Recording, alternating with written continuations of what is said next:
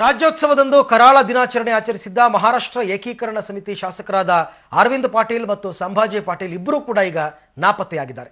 ಕರಾಳ ದಿನಾಚರಣೆಗೆ ಬೆಂಬಲ ನೀಡಿದ ಇಬ್ಬರೂ ಶಾಸಕರು ಈಗ ಯಾರ ಸಂಪರ್ಕಕ್ಕೂ ಕೂಡ ಸಿಗ್ತಾ ಇಲ್ಲ. ಇಬ್ಬರ ಫೋನ್ ಸ್ವಿಚ್ ಆಫ್ ಆಗಿದೆ. ಕರಾಳ ದಿನಾಚರಣೆ ವೇಳೆ ಬಂದೂಕು ಹಿಡಿದು ರೌಡಿಸಂ ಮಾಡಿದ್ದ ರತ್ನಪ್ರಸಾದ್ ಪವಾರ್ ವಿರುದ್ಧ ಕೇಸ್ ದಾಖಲಾಗಿದೆ. ಬೆಳಗಾವಿ ನಗರ ಚಾವಟಿ ನಿವಾಸಿಯಾಗಿರುವ ಪವಾರ್ ವಿರುದ್ಧ ಮಾರ್ಕೆಟ್ ಠಾಣೆ ಪೊಲೀಸರು ಸ್ವಯಂ ಪ್ರೇರಿತ ದೂರು ದಾಖಲಿಸಿಕೊಂಡಿದ್ದಾರೆ. ಕೇಸ್ ಬಿದ್ದ ಬಳಿಕ ಪವಾರ್ ಕೂಡ ತಲೆಮರೆಸಿಕೊಂಡಿದ್ದಾನೆ. ಈತನ ವಿರುದ್ಧ ಬಲವಂತವಾಗಿ ಅಂಗಡಿ ಮುಂಗಟ್ಟುಗಳನ್ನು ಬಂದ್ ಮಾಡಿ ಕೆಲಸಕ್ಕೆ ಅಡ್ಡಿಪಡಿಸಿ ಜನರಲ್ಲಿ ಭೀತಿ ಸೃಷ್ಟಿಸಿದ ಆರೋಪ, ಶಾಂತಿ ಕದಡಿದ ಆರೋಪದ ಸಂಬಂಧ ಕೇಸ್ ದಾಖಲು. ಈ ಬಗ್ಗೆ ಮತ್ತಷ್ಟು ಮಾಹಿತಿಯನ್ನು ಪಡೆಯೋಣ ನಮ್ಮ ಪ್ರತಿನಿಧಿ ದಿಲೀಪ್ ಕುರುಂದವಾಡಿ ಅವರಿಂದ. ದಿಲೀಪ್, ಮೊದಲು ಅದೇನೋ ಉತ್ತರನ ಪೌರುಷ ಅಂತ ಹೇಳ್ತಾರಲ್ಲ, ಹಾಗೆ ರಾಜ್ಯೋತ್ಸವದ ದಿನ ಇದೆಲ್ಲದಕ್ಕೂ ಬೆಂಬಲ ಕೊಟ್ಟ ಅರವಿಂದ್ ಪಾಟೀಲ್ ಅವರು ಇಲ್ಲ, ಸಂಭಾಜಿ ಪಾಟೀಲ್ ಅವರು ನಾಪತ್ತೆಯಾಗಿದ್ದಾರೆ, ಮತ್ತೆ ಈಗ ಯಾರ ಮೇಲೆ ಕೇಸ್ ಹಾಕಿದ್ದಾರೆ ಆತನೂ ಕೂಡ ಇಲ್ಲ. ಅಂದ್ರೆ ಎಲ್ಲೋ ಒಂದು ಕಡೆ ಹೆದರಿದ್ರ ಇವರೆಲ್ಲ ಅಂತ. ಹೌದು ಅರವಿಂದ್, ಏನಂತಂದ್ರೆ ಬೆಳಗಾವಿ ಜಿಲ್ಲಾಡಳಿತ ಪೊಲೀಸ್ ಇಲಾಖೆ ಇದನ್ನ ವಿಷಯ ಗಂಭೀರವಾಗಿ ಪರಿಗಣಿಸಿ ಅವಾಗಲೂ ಕೂಡ ಅಂತಂದ್ರೆ ಬಹಳಷ್ಟು ಎಂಎಸ್ ನ ಇಬ್ರು ಶಾಸಕರು ಜೊತೆಗೆ ಏನಂತಾರೆ ಮೇಯರ್ ಉಪ ಮೇಯರ್ ಕೂಡ ತಮ್ಮ ಮೊಬೈಲ್ ನ ಸ್ವಿಚ್ ಆಫ್ ಮಾಡಿಕೊಂಡು ಎಲ್ಲೋಗಿದ್ದಾರೆ ಗೊತ್ತಾಗಿದ್ದಲ್ಲ. ಮತ್ತೆ ಮಹಾನಗರ ಪಾಲಿಕೆಯಲ್ಲಿ ಮೇಯರ್ ಕಚೇರಿ ಇರ್ಬೋದು, ಉಪ ಮಹಾಪೌರ ಕಚೇರಿ ಕೂಡ ಲಾಕ್ ಆಗಿರುವುದು ಸುಮಾರು 2 ದಿನಗಳಿಂದ ಈ ಕಡೆ ಸುಳಿದಿಲ್ಲ ಅವರು. ಹೀಗಾಗಿ ಇಲ್ಲಿ ಏನಂತಂದ್ರೆ ಕುತಂತ್ರವನ್ನ ಮಾಡ್ತಾರೆ, ಅದಾದ ನಂತರ ತಲೆಮರೆಸುವಂಥದ್ದು ಅವರ ಚಾಳಿ ಅಂತಾನೆ ಹೇಳ್ಬೋದು. ಹೀಗಾಗಿ ಬಹಳಷ್ಟು ಪೊಲೀಸರು ಬಲೆ ಬಿಟ್ಟಿದ್ದಾರೆ.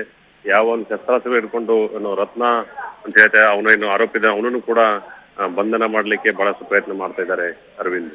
ಓಕೆ, ಈಗ ರತ್ನಪ್ರಸಾದ್ ಪವಾರ್ ಈತನ ವಿರುದ್ಧ ಏನೀಗ ಕೇಸ್ ದಾಖಲಾಗಿದೆ, ಆತ ಕೂಡ ನಾಪತ್ತೆಯಾಗಿದ್ದಾನ. ಈತನ ಬಂಧನಕ್ಕೆ ಏನು ಬಲೆ ಬೀಸಿದ್ದಾರೆ ಪೊಲೀಸರು? ಹೌದು, ಈಗಾಗಲೇ ಏನು ರತ್ನಪ್ರಸಾದ್ ಏನು ಕುದುರೆ ಮೇಲೆ ಕೂತು ಏನೋ ರಾಜನ ತರ ಬಂದೂಕನ್ನ ತೋರಿಸಿದ್ದ, ಆ ರಾಜತನ ಏನೋ ಇಲ್ಲ. ಈಗ ಅವನು ಎಲ್ಲಿದ್ದಾನೆ ಗೊತ್ತಿಲ್ಲ. ಸುಮಾರು 2 ದಿನಗಳಿಂದ ನಾಪತ್ತಾಗಿದ್ದಾನೆ. ಅವನ ಚವಾಟಗಲ್ಲಿ ಮನೆಯಲ್ಲೂ ಕೂಡ ಏನಂತ ಫೈರ್ ಮಾಡ್ತಾ ಇದ್ದಾರೆ ಪೊಲೀಸರು. ಜೊತೆಗೆ 2 ತಂಡಗಳನ್ನ ಮಾಡಿ ಅವನನ್ನು ಯಾವುದೇ ಕಾರಣಕ್ಕೂ ಅರೆಸ್ಟ್ ಮಾಡಬೇಕು ಅಂತ ಹೇಳಿ ಸಂಜೆ ಒಳಗೆ ಅರೆಸ್ಟ್ ಮಾಡಬೇಕು ಅಂತ ಬಹಳಷ್ಟು ಕನ್ನಡ ಸಂಘಟನೆಗಳು ಪ್ರತಿಭಟನೆ ಮಾಡ್ತಾ ಇದ್ದಾರೆ. ಜೊತೆಗೆ ಏನಂತಂದ್ರೆ ಇವತ್ತು ಪೊಲೀಸರು ಯಾವುದೇ ಕಾರಣಕ್ಕೆ ಸಂಜೆ ಒಳಗೆ ಬಂಧನ ಮಾಡ್ತೀವಿ ಅಂತ ಕೂಡ ಒಂದು ಪೊಲೀಸ್ ಮೂಲಗಳ ಮಾಹಿತಿ ತಿಳಿದಿರುವಂತದ್ದು Aravind. Okay Dileep, thank you. ತಮ್ಮೆಲ್ಲ ಮಾಹಿತಿಗಾಗಿ ಧನ್ಯವಾದ.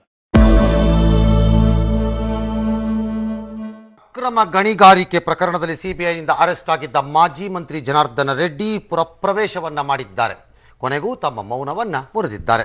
ಗಣಿ ಕೇಸಲ್ಲಿ ಸಿಬಿಐ ಅರೆಸ್ಟ್ ಮಾಡಿದ್ದಕ್ಕೆ ಪರೋಕ್ಷವಾಗಿ ಸಿಬಿಐ ಹಾಗೂ ಕಾಂಗ್ರೆಸ್ಗೆ ತಿರುಗೇಟು ಕೊಟ್ಟಿದ್ದಾರೆ. ಸಮಾನ ಹುದ್ದೆ ಸಮಾನ ಪಿಂಚಣಿ ಜಾರಿಗೆ ಆಗ್ರಹಿಸಿ ಪ್ರತಿಭಟನೆ ನಡೆಸುತ್ತಿದ್ದ ನಿವೃತ್ತ ಯೋಧ ಆತ್ಮಹತ್ಯೆಗೆ ಶರಣಾಗಿದ್ದಾರೆ. ಹರಿಯಾಣ ಮೂಲದ ರಾಮ್ ಕಿಶನ್ ಗ್ರೇವಾಲ್ ಆತ್ಮಹತ್ಯೆಗೆ ಶರಣಾದವರು. ಇವರು ಸಮಾನ ಹುದ್ದೆ ಸಮಾನ ಪಿಂಚಣಿಗೆ ಆಗ್ರಹಿಸಿ ದೆಹಲಿಯ ಜಂತರ್ ಮಂತರ್ನಲ್ಲಿ ನಡೆದಿದ್ದ ಪ್ರತಿಭಟನೆಯಲ್ಲಿ ಭಾಗವಹಿಸಿದ್ರು.